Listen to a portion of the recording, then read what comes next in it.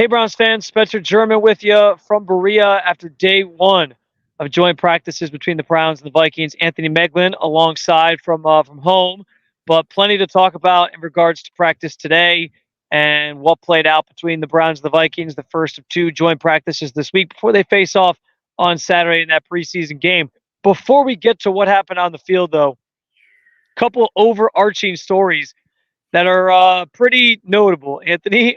First and foremost, we know about Mike Hall and the situation that he's caught up in. He was arrested Tuesday following a domestic disturbance on Monday night, and basically would turn himself in, did meet bail, and paid that and got out of jail.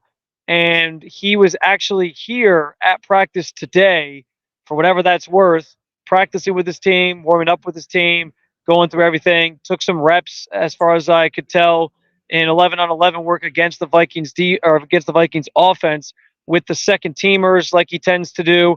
So, from a Mike Hall standpoint, from a team standpoint surrounding that situation, it is business as usual. And we know, I think at this point, all the videos have already been circulated are on social media.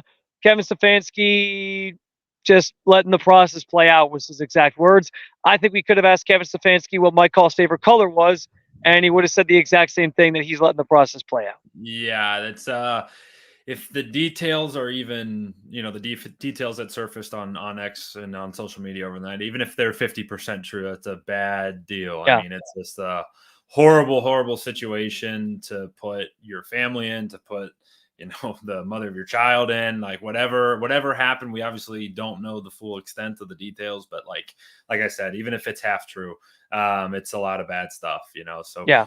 like Coach Stefanski said, we don't know what happened. Nobody was there. Let the process be what the process is. And I know the league seems to be involved as well from some of the stuff that you've seen, kind of circulating. So I'm sure everyone's just kind of in a wait and see. And like you said, business as usual until more information surfaces. But man, oh man, those were some chilling and disturbing details for sure. Yeah. Yeah, obviously we don't want to speculate. We don't want to say anything is definite from the police report that's out there and the details that are out there. But obviously a concerning situation. And I do think on some level, I will say this. I do think on some level it's kind of a curious and potentially bad look for the organization to have him out there so quickly after this incident. Now, again, I get it, like legal process and, innocent until proven guilty. But I just don't know, like, the message that sends the fan base. Granted, we know other people that this team has employed that have had their fair share of off the field incidents, and I think they just kind of let it be business as usual, as we saw today. So how fans react to it, I guess, isn't much of a matter to them.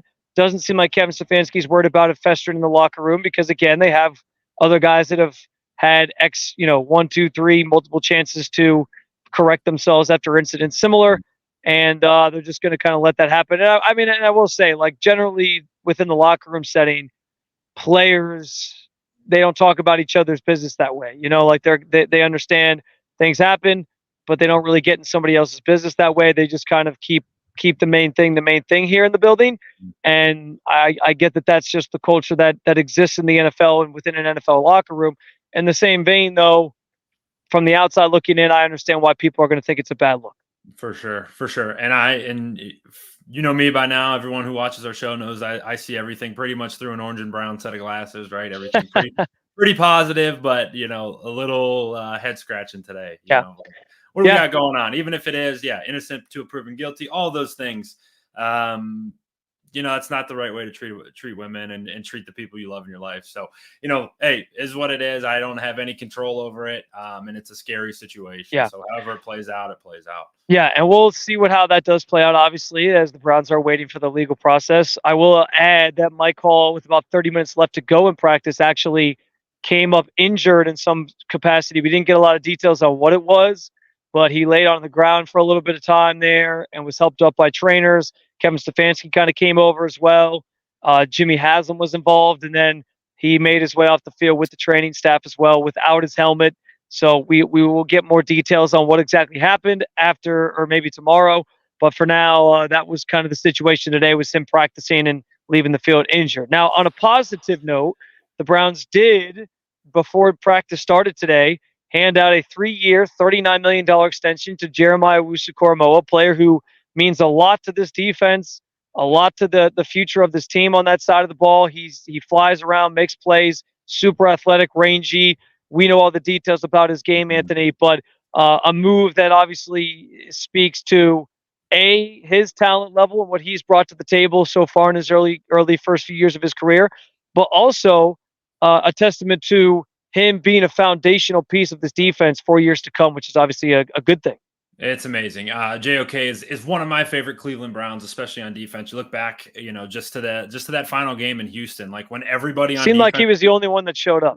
The only one that showed up, the only one that played even a little bit good. And he was awesome that day. And there's a number of times throughout the season where that you could say that same thing. He's so fun to watch because he's got that rare combination of speed and athleticism, but he'll deliver a blow to you, in the A gap. He's not afraid to get in there and stuff his nose in there. So just such a fun player to watch. And like you said, another foundational piece. Like this is another Cleveland Browns draft pick, that a guy that they picked 3 years ago now that, hey, they're going to keep here for a long time. And it just adds to that. When you start stacking those draft picks, that's how you all of a sudden look back in 4 or 5 years, and now you have one of the top rosters in the NFL because you don't have to go crazy and overspend for free agents. You can develop guys in-house. You can keep them here. They know the culture. He knows Cleveland, and he got a pretty sweet deal. And truthfully, from a financial standpoint, the Browns didn't break the bank either, right? You give him 25 guaranteed.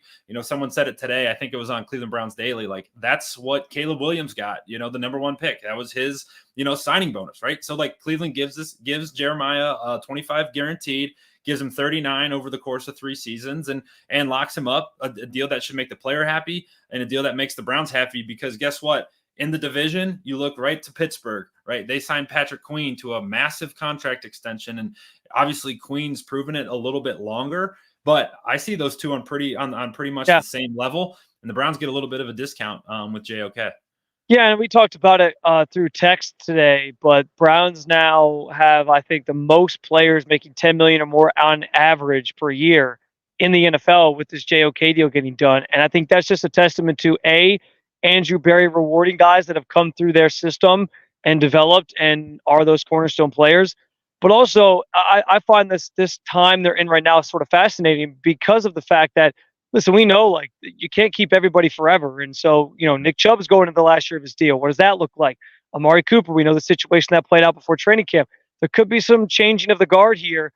And so it's important to kind of get a sense of which players are going to be here moving forward and which players are going to be those key pieces in whatever iteration of the Browns lays ahead in the years to come after 2024. So yeah, I think it was a good deal to get done. Obviously, a good thing for Jeremiah Owusu-Koramoah, and we're all looking forward to seeing him continuing to do what he does out in the field. We'll shift gears a little bit here.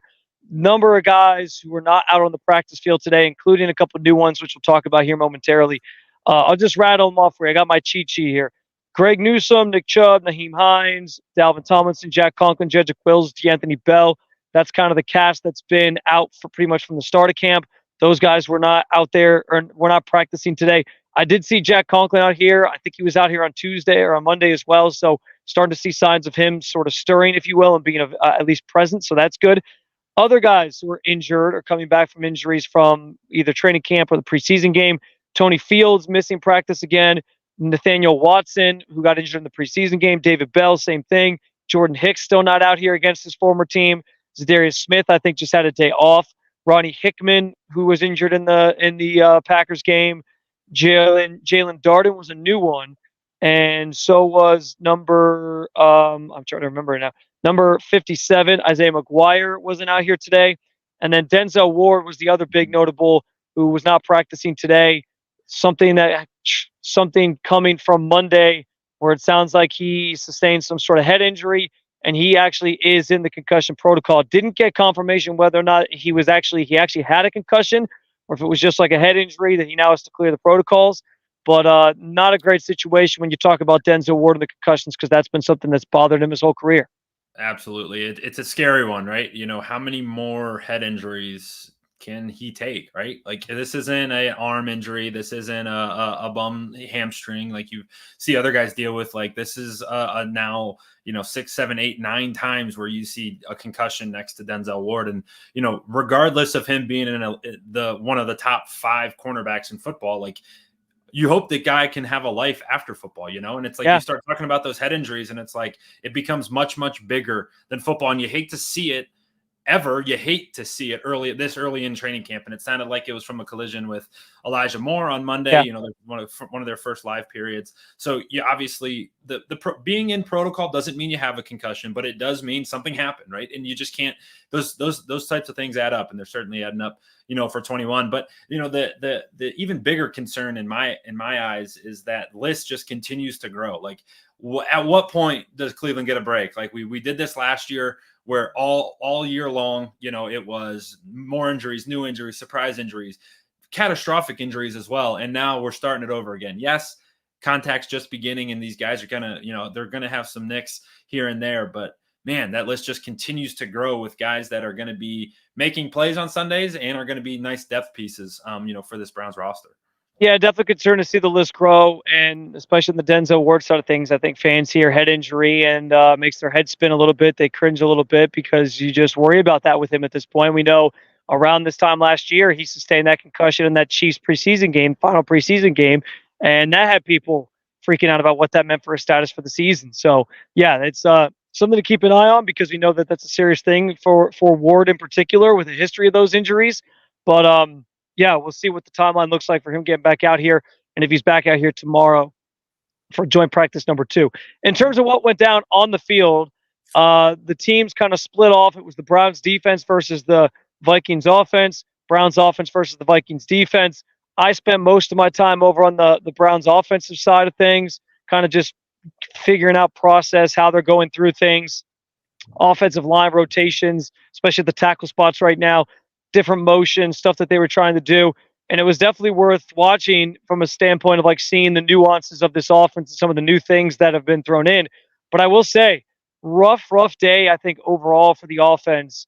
And it wasn't even, because I know you hear that, and I think the first thought people have is like, oh, great, Deshaun sucked again. And that's not where I'm trying to go with this. Like Deshaun I think Deshaun is kind of, today was a microcosm of how he's been throughout his Browns tenure. He had some really good throws, had some okay throws, had some bad throws, all kind of sporadic. And I don't necessarily put it all on him, because the biggest issue that I saw today at practice was just the inconsistency up front. Kevin Stefanski kind of said after practice that there was a lot about miscommunications and different things like that. But, I mean, DeJuan Jones really struggled today. He was getting just bull rushed into Deshaun at times, and he was sacked a number of times during those 11-on-11 drills with the Vikings defense kind of going at him. So made for the period to not be quite as productive as maybe they would have wanted. But yeah, that was the biggest, I think, concern from today, was just that protection seems to be a problem right now for this Browns team.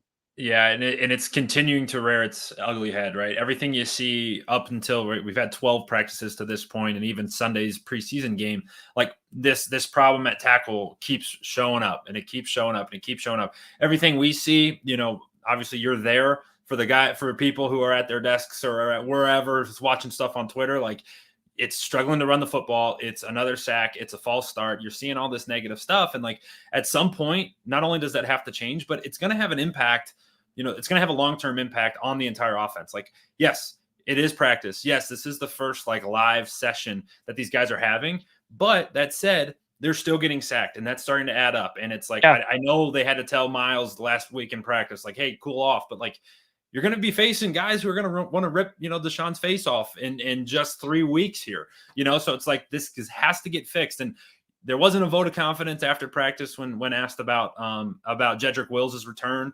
Coach basically was like, he doesn't say much ever, but in this response today about Jedrick, he's like, what day is today? It's August 14th. I'm focused on August 14th. I'm not worried about if Jed's going to be available. Yeah, Stefanski was a little testy today. Yeah. Which kind of, I like, to me, that kind of feels telling about like an answer like that to that question about where he feels Jedrick Wills is at. But I mean, maybe I'm just reading too deep into the tea leaves here. And you never want to like, I personally will never call on a guy's toughness or whatever. Like, I've never had a bad knee injury, but like, this knee injury happened in the middle of last season, towards the end of last season. And it wasn't an ACL. It wasn't something where it like snapped his leg. Like, at some point you got to start to wonder, hey, what's going on with Jedrick Wills? Because this is a big problem. And it was like you said, like you just mentioned, Jack Conklin starting to show face on the field. Like, that's a good thing for sure. But like, where's he been? Like, like even to the fact that he's only been out on the field a couple of times, it's like, like what's going on? Something fishy's going on in that tackle room, and it's not good. It definitely feels like those guys are trending towards maybe not being ready for the start of the season. I'm not trying to report anything here officially, but obviously the closer and closer we get to end of the preseason and week 1, the more it feels like they'll be starting the season without those guys, which is concerning because I James Hudson didn't have a great game. I didn't think on Saturday. He didn't look great out there today. I mentioned DeJuan Jones obviously having some issues now in his sophomore season. And so it just feels like you're going to need Jack Conklin and Jedrick Wills at some point, which, gives credence to the idea that maybe they don't trade Jack Conklin. I know that's been a conversation throughout the offseason because they just need the depth and they need the experience there. So we'll see how that plays out. I want to get to the other side of the ball real quick before we get out of here, Anthony. From what I could tell in some of the plays I saw, defense seemed to be having a really good day. They were whooping it up over here on the field right behind me. I know Myles Garrett got back in the somebody was telling me that I think the defense had like 10 sacks today. Myles was like really wreaking havoc as he tends to do. I know Miles Harden, rookie cornerback, he had a really good day today. He had like back-to-back plays where he broke up a pass and then picked six Sam Darnold. I think it was Sam. No.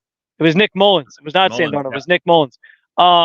So yeah, it sounded like the defensive side was having a better day than the offensive side. I think they did get beat one time, deep ball to Justin Jefferson, but it's Justin Jefferson, so I think you kind of expect that. Right. Yeah, it's JJ. And like the things we saw were all good things, right? It's the Browns dominating, the Vikings, couldn't protect. They couldn't complete passes. It seemed like a big struggle. One of my favorite things from the day was a couple clips that surfaced of MJ Emerson and Justin Jefferson getting really good reps against each other, whether it was one-on-ones or whether it was... That was the maybe silver lining to Denzel not being out here was Martin Emerson getting some reps against one of the best in the business like that, And think of it from MJ's perspective. Like every day he goes against Amari Cooper. Like every clip you see of MJ Emerson, it's him versus Amari Cooper. And it's like, I'm going against our best. And he's trying to, work on his craft in that way. And then you see today, him versus number 18. That is so good for MJ Emerson. He obviously believes he's one of the best corners in the league. He's proven it. And now he gets to go, JJ's going to win. He's the best receiver in football. That's going to happen. But the fact that he's going against him, just building that confidence, building those reps, I think is so good for the young player. I agree. So I think the story of day one of joint practices is the defense has won the day. I think that's probably the safest way to play it. We'll see what day two of joint practices has in store tomorrow out here in Berea. Maybe the offense can get a little bit more work in and get some things going, which we will obviously have you covered. In the meantime, we got more content like this. I'll have Kevin Stefanski's press conference today where he dropped the line about sticking to or letting the process play out. I think we counted 9 total times, almost got to double digits throughout the press conference. So if you want to hear him say that line 9 times, you'll be able to find that at the Cleveland Browns on SI YouTube channel. You can also find all of our written content from the day, stuff about JOK's extension. I actually just put a piece up this morning that I've been working on for a couple weeks or so about Devin Bush and just his sort of journey, flipping the script on being on the Steelers side of the rivalry to now this side of the rivalry. I encourage you to check that out. All the Mike Hall details and information that have kind of that are unspiraling as we let this situation play itself out. All that and more, again, at Cleveland Browns on SI.com or just Cleveland Browns on SI, I guess I should say. In the meantime, keep doing that. We appreciate you guys jumping on in. For Anthony and myself, we'll be back tomorrow, day 2 of joint practices with more coverage of your Cleveland Browns.